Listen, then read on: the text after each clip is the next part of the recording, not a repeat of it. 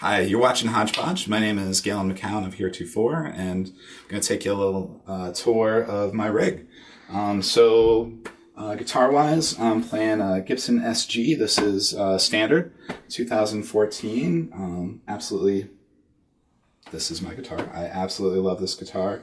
It's got the robot tuners, which a lot of people love to hate, but honestly, I love them to death. It makes tuning really quick. A little bit of a learning curve with it, but I wouldn't go back. They lock, they stay in tune really easy. You got the push-pull coils here, which is great. Get a whole bunch of different sounds out of this thing, and it's just a phenomenal fast-playing guitar. Might have been the first year where they made it standard on the model. So the tuner itself, I believe, is made by a company called Tronical. And so they created this, and you could like retrofit guitars, and then Gibson started putting these on their guitars. So like you have basically three different banks where you have 6 different settings in each bank. Plus, I believe you can custom do it. I don't use that many alternate tunings. So, for instance, this will be the drop D. So you choose it, you select it. It knows, based on what's tuning you're in before, automatically where to go. And when you see red, it just means strum. You strum them all, and it will listen, adjust, and then you see what's left to strum, and you hit them once.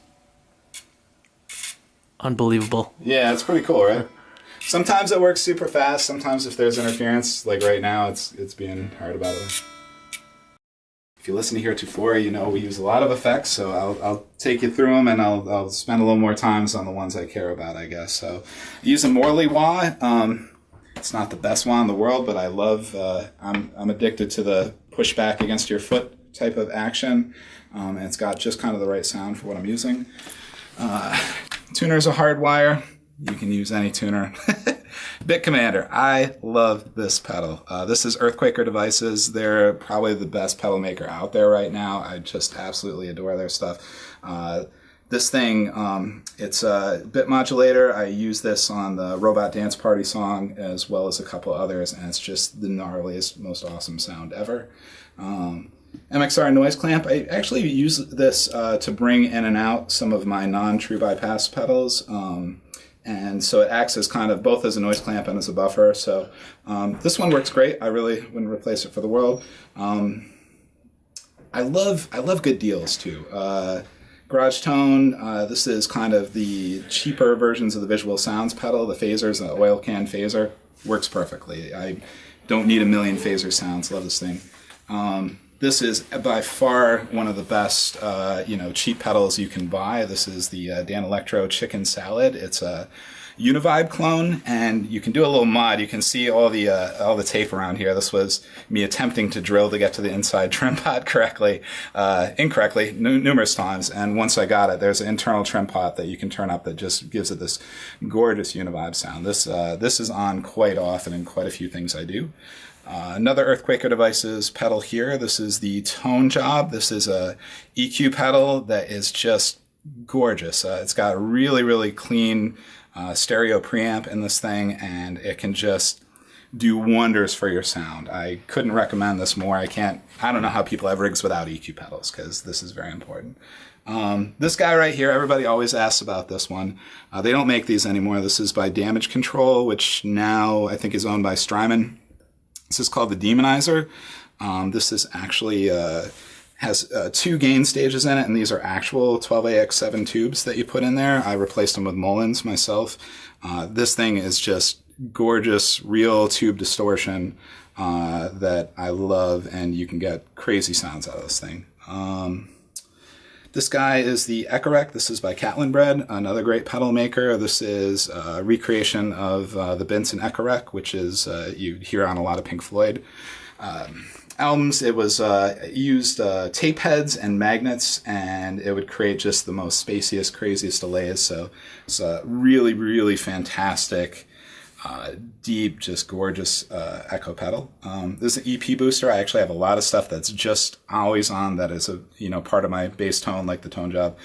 This is a recreation of the preamp to another famous delay pedal, the Echoplex, or delay unit, the Echoplex. And so all this basically does is it runs it through a preamp, and you can boost the sound, but I basically just leave it on the lowest setting. It just adds I don't know, this responsiveness that you otherwise don't get from the guitar. I got a TC Electronic Alter Ego version 2.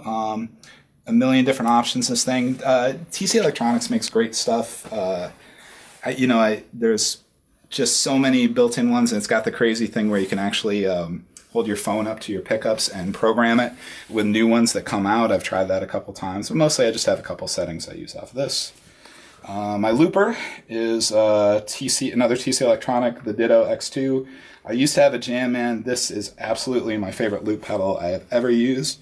I know sometimes people who do a lot of looping get into bigger things, but this has every function I want. It comes through super clean. It comes through in stereo, which is really useful for my amp. So I live by this thing for sure. And then I actually have more pedals on the back of my amp. Wow. So, so there we got. These things just a little bit.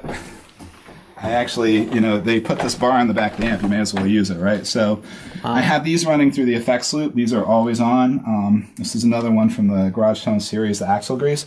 So this is technically a delay pedal, but I basically have it set as my reverb because the built-in reverb to the amp is not the greatest thing in the world. And so this is always on. And then a lot of people know about this pedal, the Sonic Stomp. Again, just another kind of EQ pedal, but it's hard to explain. The thing you hear people say most often about this is that, when it's off, before you use it, you don't notice it, but after you use it, turning it off sounds like you put a blanket over your amp. It just really kind of brightens up and gives a liveliness to the sound.